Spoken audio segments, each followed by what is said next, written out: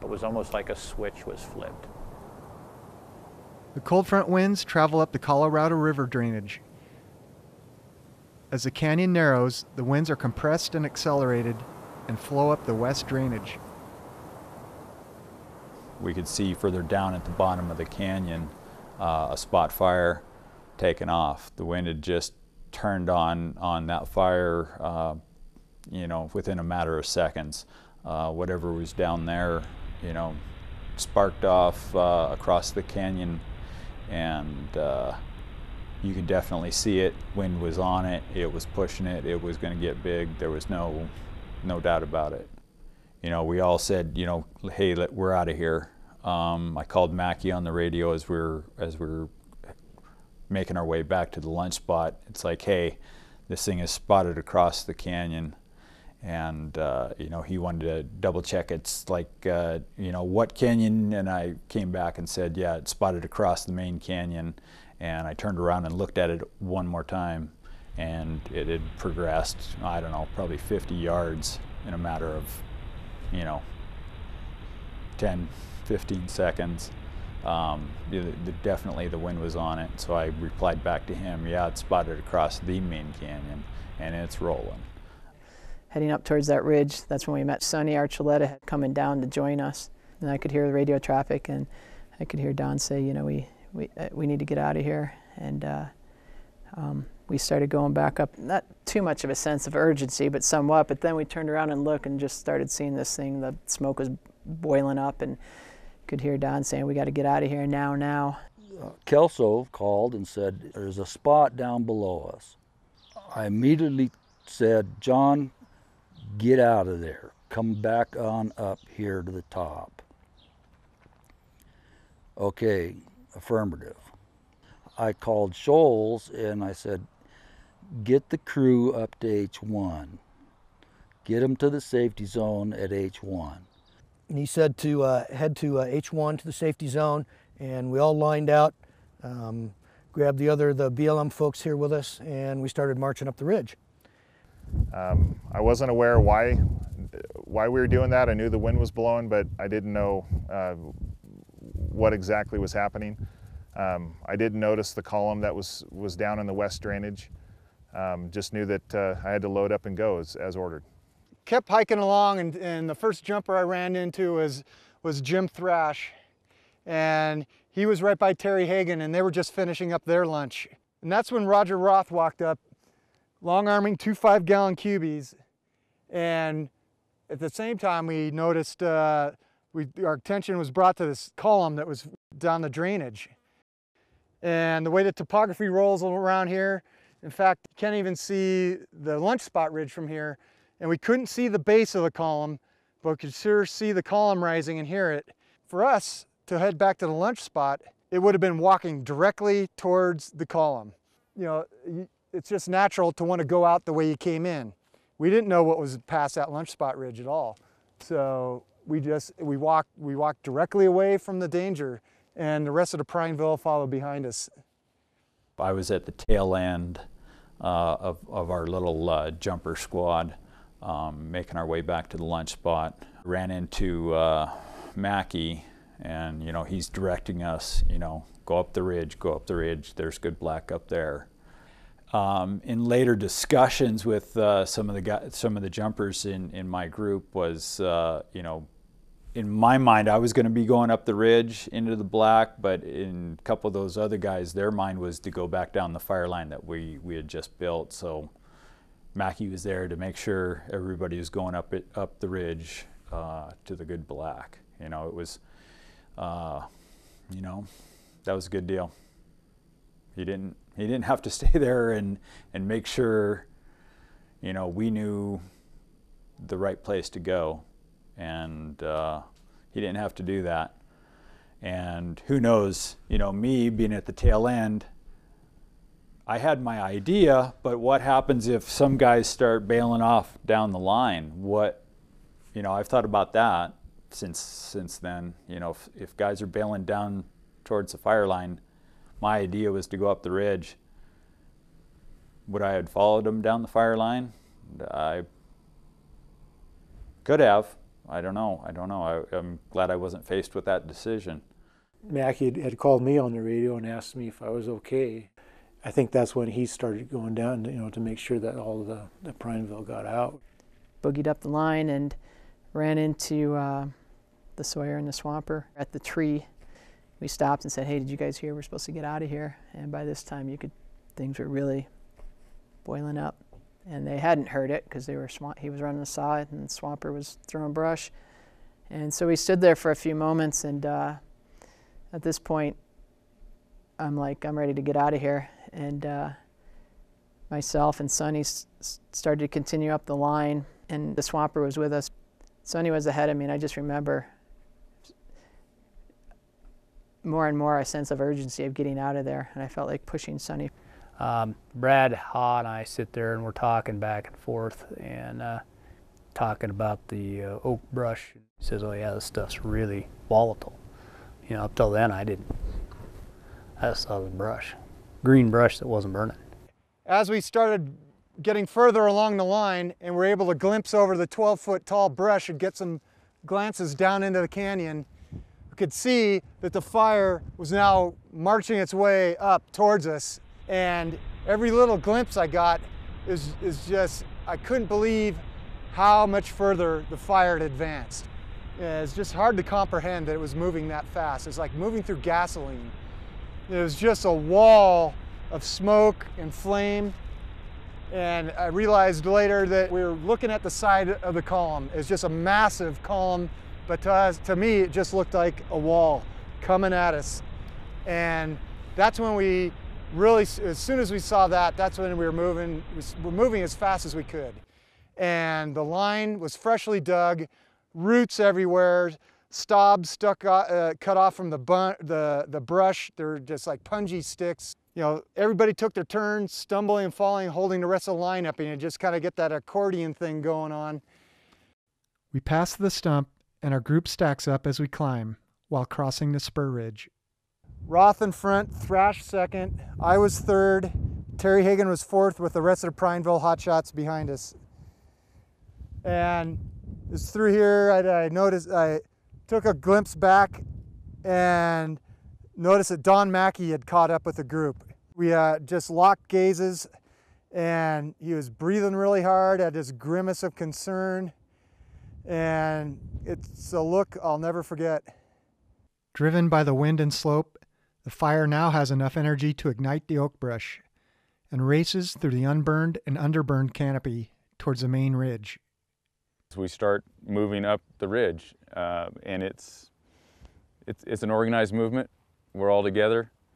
There's a sense of urgency, but we're not running for our lives, so to speak. We get up to there where the rocks are, and it's quite obvious to the folks in the front of the group that we're not going to make it to that safety zone. The fire is there. It has beat us there. Get up to these rocks. Kim gets what I'm assuming is a radio call. I remember stepping up on a rock, and all of a sudden Kim turned around and was facing me and passing me heading down the hill. I turn around and look down the hill and see everybody, the back of everybody's hard hats retreating off the ridge, both our crew and the IA crew that was with us. At this time, I still have my earplugs in. I'm not exactly sure what's going on other than seeing the look on folks' faces. But at that point, that's when fire starts coming up over the top of this ridge, and I figure out very quickly what's happening. There's flames beginning to curl over that ridge, and there's still people running out of there. I remember running back down the ridge line, and the heat was so intense that I have my hand on my side of the face just to keep the heat off. And at that point, it was chaos. It was loud, it was hot, folks were stumbling back down, the group was breaking up. We're ordered to pull shelters, so we do as we come down that ridge, pull shelters, we're running with them in our hand. At one point I looked back and I saw Alex, and it looked like he was a surfer coming out of a wave. He was coming down the ridge with this big curl over him. This is the draw at the bottom of the final 400 feet before the top. And it was right here where Thrash stepped off to this side and we're just breathing really hard, almost out of breath. And he only had enough for just to go, "Shelter," like that. And when he said that, Roth stepped off to the other side to hear what he said. And for me, that was like, you know, two slow cars pulling off on the road. They weren't quite going as fast as I wanted to go. I didn't know either Thrash or Roth, and that probably saved me, because if it had been a couple NCSB jumpers, I might have stopped. And the investigators told me with the rates of spread they figured out that if I'd been 5 seconds slower, that I might not have made it out. So if I'd stopped to say, "Hey, I don't think I'm not going to shelter up. I'm gonna keep going." You know, and I didn't even have the breath to say that. So I just kept going. And then a spot come across underneath you. And that's when I got on the radio and said, "Hey guys, you got a spot below you, better get the hell out of there." And then that spot went to the size of a house just immediately. There was enough air on it to really blow it up. We got to the top of the ridge, myself and Sonny, and that's when we looked over again and saw what was going on. And that's when he asked me for my camera. I asked if I had a camera, and I said, "Yeah." So I pulled out my camera, gave it to him, and he took a couple shots and gave me back the camera. I took a couple shots with him, his back of his head, his helmet in it, in the foreground, and the flames in the back. And then I took that camera and I stuck it down my shirt because I didn't want to mess around with my PG bag. And I said, I'm getting out of here. It was sort of you know, the fight or flight, and I was into the flight, and I headed out of there. I made it this far, and I could hear Kevin Erickson and Brad Haw yelling at us from the tree up there. I stopped for just a second to look back, and I was looking right into Roger Roth's eyes. He was about 50 feet behind me, with everybody coming up behind him. And 50 feet is starting to make a lot of, it's a lot of time as it's getting steeper and steeper here. About that time, Brad Haw goes, "Hey, I think I'm going to get out of here." I kept yelling, and then I thought, okay, hey, the entire hillside was just full of, it was fire. It was everywhere. And I could see the crew right below me. So anyway, I take off walking as hard as I can up through there, and then just take off running, because you could hear it. You know, the thing was taking off like a jet. I just immediately started blasting up the hill. I don't remember seeing anybody after that. My world was closing in to just what was exactly around me. It gets so steep, you're almost reaching out and using your hands to get up the slope. People were spread everywhere. They were spread all along this ridge, different color hard hats all over the place. I never had the thought of getting my shelter out. Took me long enough just to drop my saw. You know, my chainsaw had a name, and it was my tool, and I cared for it a lot. And I never thought about putting it down. But eventually I saw a stack of DOEHRINGs and a stack of chainsaws, and I dropped mine there. I run across our personal gear bags and shuttled them over into this depression, thinking, okay, you know, if they're in a little bit of a hole, maybe they'll be okay. Tyler and Browning, the Helitack guys, came over and helped me do that. Shepard leaves H2 and joins the fleeing Main Ridge group as they are forced into the east drainage by the heat and embers from the advancing flame front. I look back, and here is Tyler and Browning back up towards H2, right above the lip of the east draw. And Blanco and I are both waving them this way. Come on, come on. And they saw us, and they turned around and went up the ridge, disappeared into the oak. Headed up to the top, and I remember hitting the top, getting burnt pretty good. And as I crested over the top, Brad Haw's right in front of me, and he runs right into a tree, just wide open, full on, and hits his head, and it bounces him back, and he gets back up, and we slide down through a rock slide. Along this final 100 feet to the top, the heat was getting unbearable. I don't remember carrying my Pulaski, I don't remember dropping it, but they found my Pulaski head about 86 feet from the top. And that's when it must have been getting so hot that I started shielding my, my face and my ears. It's just dark red. Little cinder whirls were zipping by me, little gusts. The only thing I'd ever thought I'd use my shelter for is a shield, and it's the old style shelter. So I kept hiking along, and was getting the shelter out, and I ended up bumbling it and dropping it. And the heat was so bad, and I don't remember exactly, it's kind of a little fuzzy, but it's like I tripped or was jumping to get away from the heat. And it felt all the world to me as I was doing that, like a wave hit me.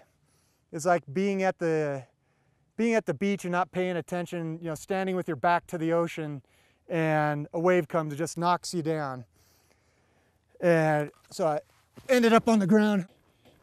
I was screaming like a little girl, exhaling, and the investigator told me they thought that if that air that knocked me down had been superheated, that's what saved my lungs from getting fried.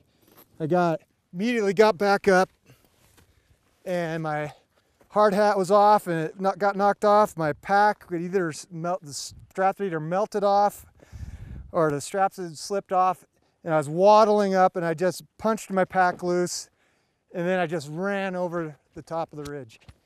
The fire was coming over the ridge, over the top of us, as we made it off the lee side to protect ourselves from that, but we didn't really know where to go. Then that's when Louis yelled at me to take your earplugs out, and that's the first time that I got my earplugs out from running my saw. Things became a little bit more apparent. The sound of the fire, the sound of our DUNBARs and the chainsaws blowing up as the fire came over the ridge on them, that all became very real. After I bailed off here and was down there just a little ways, I could hear my crew foreman, Brian Scholes, and he's yelling what I think is my name. I think he's yelling, "Kip!" So I stopped, like, did I just really hear that? And he yells it again, and I said, yeah, I definitely heard it. So I moved back up the slope a little ways, and I'm thinking to myself, I don't really want to go up there, but man, did Scholes fall and break his leg? I mean, why is he hollering my name? I ran into one of my folks that had stopped moving.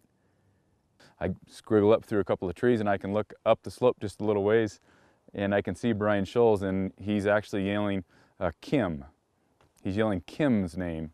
It just sounded like Kip, and he's doing his best job to continue to motivate her to move down.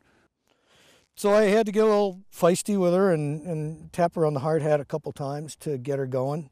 As I'm standing down there looking back up at Brian and Kim, I saw Eric Hipke come out. He'd come out that west flank line, and he was just barreling down the slope there. His skin was burned off his hands and hanging down, and he literally was still smoking.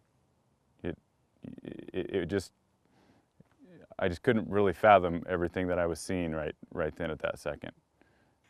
And I was just taking these 10-foot bounding strides, tripping, falling, rolling, getting back up again, rolling down. It felt great not fighting gravity anymore and just making a lot of distance and no heat. I made it 200 feet down when I ran into Kevin Erickson and Brad Haw. You know, we're kind of gathering our wits, and we're just right over the crest of the top of the hill. And we're like, holy cow, these guys didn't make it. And it was probably, maybe a minute later, we see you coming down, and you don't look very good. That's an understatement. And you know, the heat and the orange and the stuff is coming over the top of us. We're looking up at these 100-foot flame lakes just blasting over the ridge top, waiting for somebody else to come over for just a bit. And we're talking amongst ourselves going, where's the rest? And we're just saying things like, maybe they sheltered or took an indirect way. And there's spot fires that are starting all around us. And so we moved down another couple hundred feet.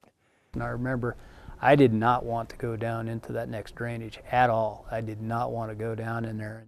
Thank God Brad Haw was with us, because he had hiked up that gully of the east drainage twice, and so he knew it was a safe way out. But for us looking at it, We just seen how fast the fire had raced up that, the west drainage, and here we are in the east drainage, the wind blowing up that also. The columns leaning over it, there's cinders dropping all over, and I just thought, we're just walking into a death trap, and can we even get out that way? And Brad Haw reassured us that is the only way out. Circled around below the ridge here and ran into some of the BLM folks, ran into Tom Shepard, and I was pretty adamant at that point that it was time to go. And it was a difficult decision to go down into a place that was very likely going to burn up in a few minutes. But there was really no other alternative. My folks were pretty scattered out, and Laura and Paulson was with me, and I could see a couple of our folks down in front of us. So, and then when I got the call from Butch to go ahead and head down the east drainage, then we started, yelling that out. Somehow, through all that, trying to figure out how to get down the steep ground and the dissected ridges down into the bottom, I became separated from everybody.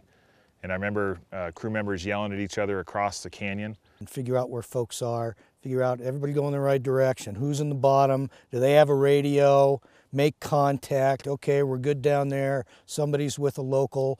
But for a few minutes there, it's disturbing when your folks are out there and you don't know where they're all at. I basically stayed with the group of guys that I scrambled up across the east drainage and got up on that little bench with. As I came down through there, one of them was still scrambling up that little scree slope right there, and two of them were already up there, so I followed suit because it was kind of an eerie feeling down in there in that steep little canyon. You just can't see anything, so I scurried up there as well.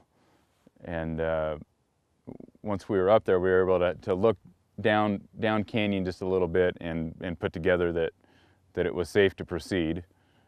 Tom Shepard and what I believe was the incident commander, Blanco, came right down through the bottom. I looked up and my thought was, oh geez, good, that's smart thinking. They're getting up, they can see around this corner, down canyon, and they can act as lookouts and let us know if anything's coming up at us. Like it would do us any good anyway. I do remember Tom Shepard hollering, looking up at us and hollering, saying, come on down this way and right out this drainage. They moved on down along with the rest of the crew, and I stumbled along in the rear, just numb with grief, just overcome with a terrible sadness, because I just felt in my heart that I had lost that part of my crew. Those 9 people that were down on the west fire line. On the lunch spot ridge, Longenecker hikes back to the lunch spot while the others are hiking up towards H1. Head back towards the lunch spot because that to me that was the safest spot to be. There was pinyon or juniper trees that had burned out, and then there was basically nothing below them. So I just kind of hung out in that area. Running up the ridge, there was PJ, rocks, brush, so it wasn't just a clear shot, it was definitely picking your way. The eerie orange atmosphere and the roar of the fire, it's really almost a surrealistic experience to be that close to a large fire and be underneath the smoke column like that. Definitely the wind was pushing ash, pushing dust, pushing embers around. By then, we're all panicking, and I have to admit, by then I was really freaking myself. I'm running uphill as fast as I can. I held on to all my equipment. I think that's just a subconscious thing you do. You know what? I don't need this saw anymore. It's slowing me down. I give it a toss. And I do remember still, as I toss that saw off my shoulder, it's like, oh, I just tossed my saw. And, people were trying to stay together, loosely, but you get down to a point in your mind where you realize, you know, your life is in danger, and, you know, you start to react about saving your life. It's not like you don't care about other people, but it gets to a decision point where instinct takes over and you want to live. Keith Woods and Sonny Soto started, you know, cramping up. You know, come on, we got to go, we got to go, we got to go. And we got up to where we pretty much ran out of steam. We were totally exhausted, out of breath, and nowhere else to go. And it just happened to be the most bare, clean spot on the Finger Ridge. They're starting to gather up there, and Keith and Sonny are starting to fall behind, and it's like, come on guys, we you know, we just a little bit further. And Feliciano didn't even take 2 seconds. He instantly started scraping a spot for a shelter. I'm looking around at the density of the fuel, and I looked at the MISSOULA jumpers and I said, hey guys, I think we need to get in our fire shelters. As I came upon the group of jumpers, they had already started to deploy their fire shelters. And from about 8 inches down, 6 inches down, every leaf, the dust, the soot, anything loose was actually getting sucked into the fire like a giant vacuum cleaner. It made it more difficult to get into your shelter. You didn't just flop it open like a nice loose blanket and shake it a couple times like a training video and crawl into the thing. It's streaming out from you like a flag whipping in the wind, and as you're trying to open this thing, it's just flapping crazy, you know, just, you know, wildly in the wind, and you know, like I said, one loose grip and you would have lost it. So some people were actually fumbling with their shelters and starting to mentally shut down between the noise, the confusion, and the panic. And you know, the psychological fact that you realize you're going to crawl into this thing as a last resort. It's almost like crawling into your coffin to see if it fits, you know, before you get your burial. It's pretty strange psychological feeling when you realize you're committing, you know, your last hope to this piece of tinfoil.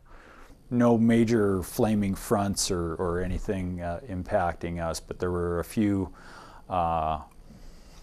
you know, ember showers blowing under the shelter, and you know, you could definitely hear it coming. The thing that caused me the most alarm while I was in my shelter was trying to breathe.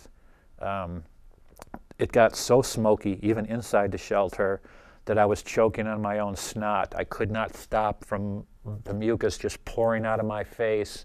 And I was constantly spitting, and my eyes were so watery I could barely see.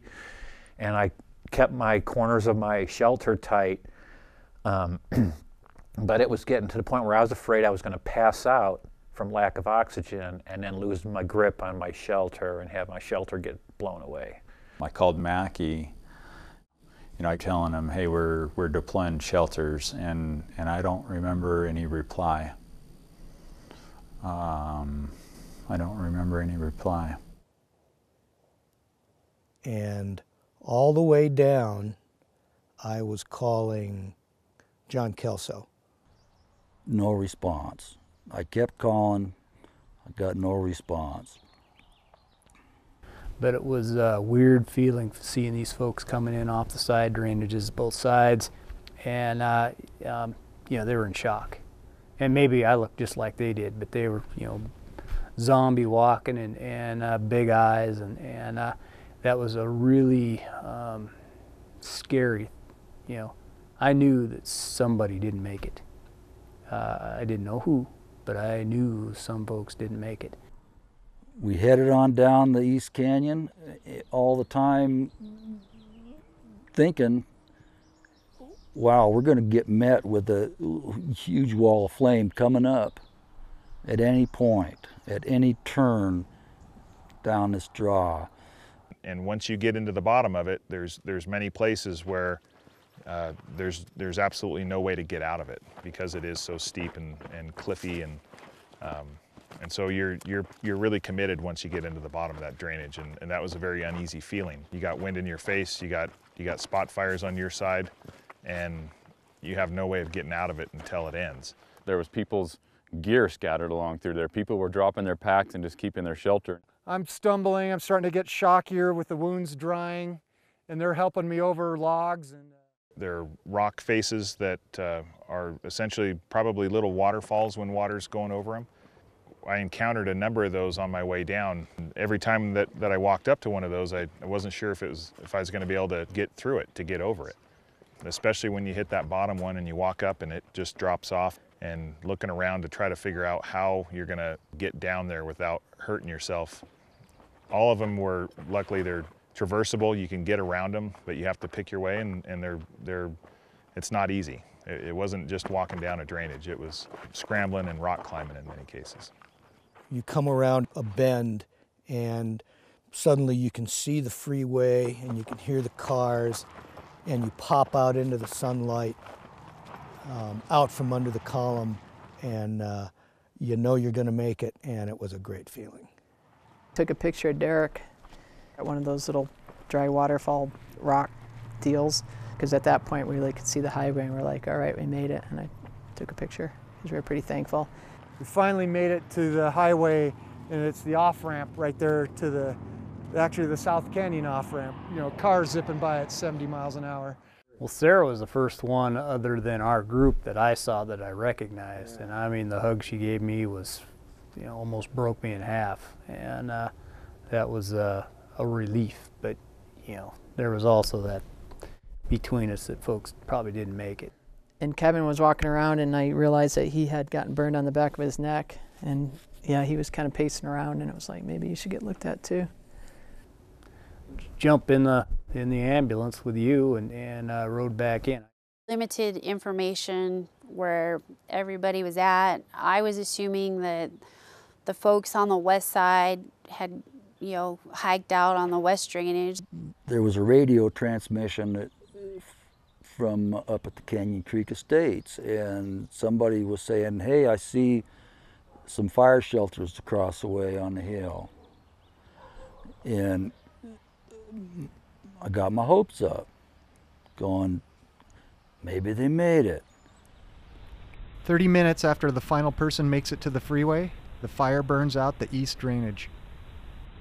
Tom Shepard, Brian Scholes, Sarah Doehring, and Sonny Archuleta get rides back to Canyon Creek Estates, where they meet up with 30 smoke jumpers recently bussed in from Grand Junction.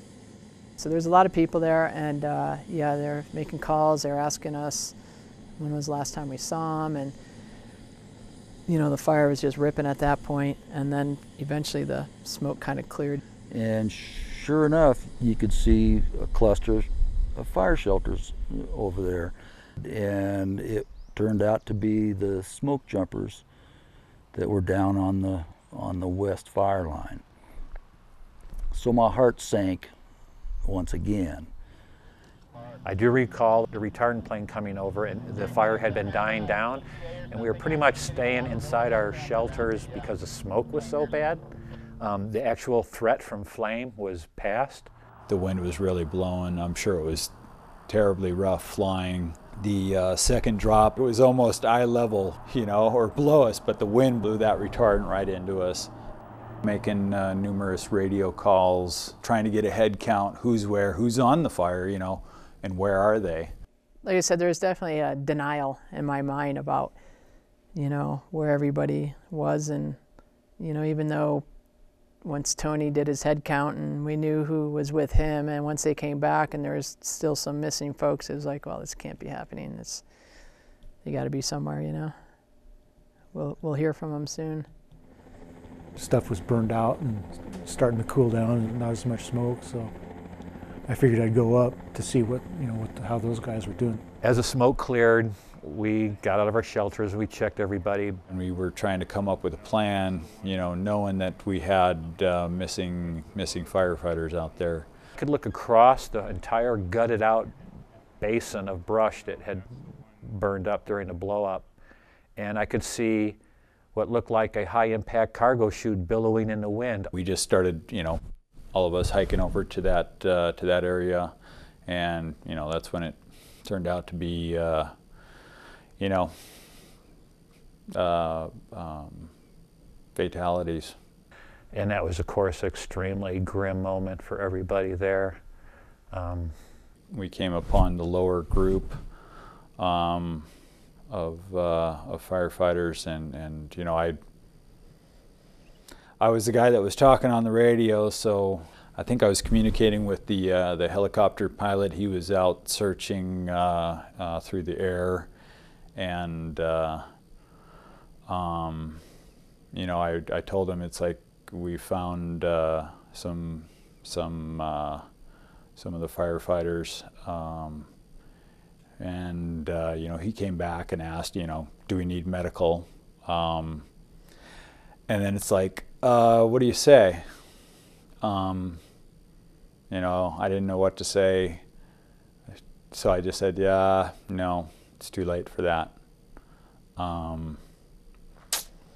Tony replied back, it's too late.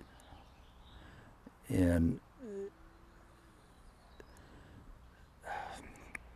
yeah, we lost it. Shoals took off down the road. I was just heartbroken, just sick. Tom Fitzpatrick, a jumper from Redmond that I knew, happened to be standing next to me, and we shared an embrace. We hugged, and then I just started wandering around.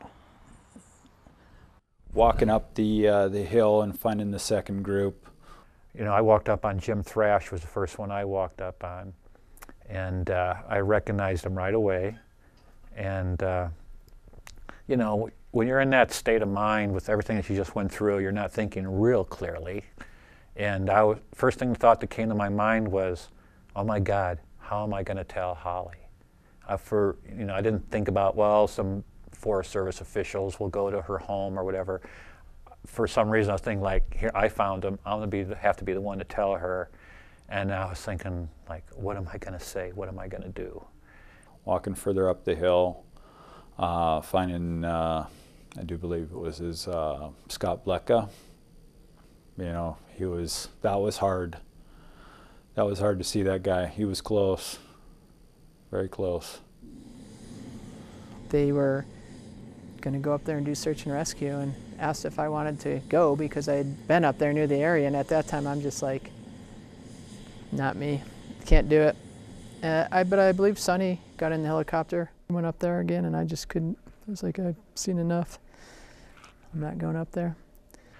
And we're standing up there at the top of the hill. There's not so much as a twig left that hasn't been consumed.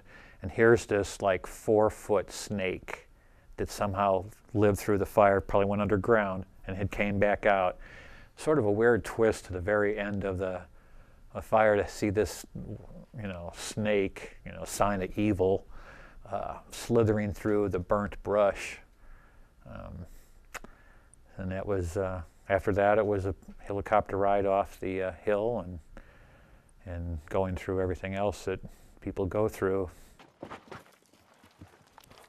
It was not until 2 days later before they found the bodies of Rich Tyler and Rob Browning in a gully at the head of the West Drainage.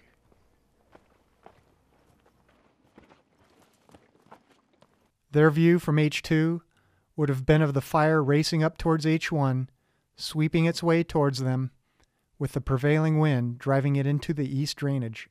While the rest of us were forced down the uninviting East Drainage, Tyler and Browning had a bit more time to move along the ridge away from the advancing fire before heading towards bare ground with flight helmets in hand, presumably hoping for helicopter pickup. With the brush obscuring their view, what they couldn't see was a 50-foot deep gully in their path, where they got trapped as the full force of the fire hit them.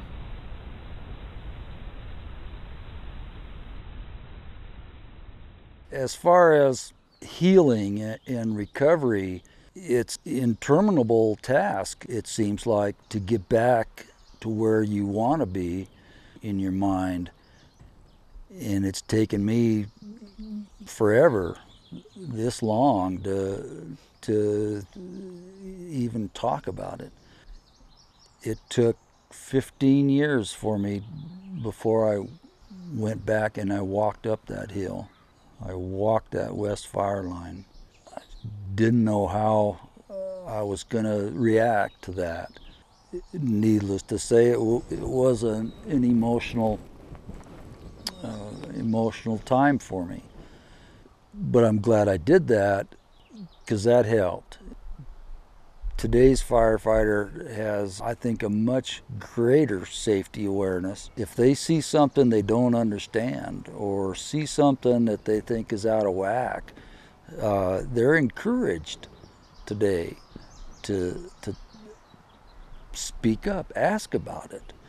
And you know, it takes 20 people to run a hotshot crew. Not just one, it takes 20. And every voice is important. And there just could be something that someone misses along the way that the newest recruit notices and brings to the supervisor's attention and ends up saving some lives. So that's where I'm at today. Everybody's got a voice. Yeah.